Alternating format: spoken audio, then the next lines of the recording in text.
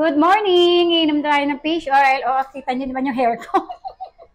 Good morning din yung hair ko kasi nga kakain ko lang. Ito yung tsura ng fish oil na iniinom ko. Make sure nyo lang, yung mga iniinom yung fish oil ay FDA approved ha. Ito FDA approved to. Naku, matakot kayo kapag hindi yan FDA approved. Ano mangyayari sa katawan nyo?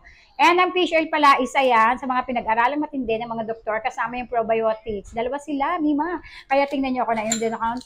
Probiotics, nakainom na ako kanina. Before meal naman ito. After meal, fish oil at ito nga yung fish oil na iniinom ko. Ayan, mga Mima. Tingnan nyo, bro, wala ka na disi.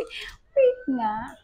Kakayos ko ng hair ko na hindi naman naayos. Hindi ko na-press. Hindi pala nagre-record yung aking cellphone. Yun na lang tayong tubig. Ayan mga Mima. Ito yung before meal ko.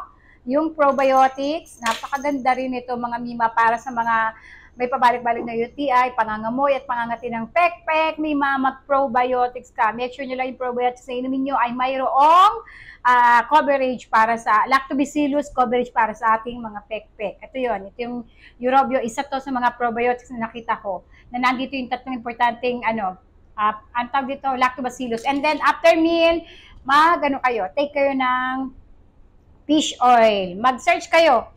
Etong dalawang iniinom ko, ito yung matinding pinag-aralan ng mga doktor na may maitutulong talaga sa atin. Probiotics and fish oil. Pero disclaimer, syempre kung kayo ay may mga sakit, nagpapadede, buntis, medyo bata pa, consult your doctor first, ha? Mas mahalaga yun para na rin sa ating kalusugan. Makinig sa doktor.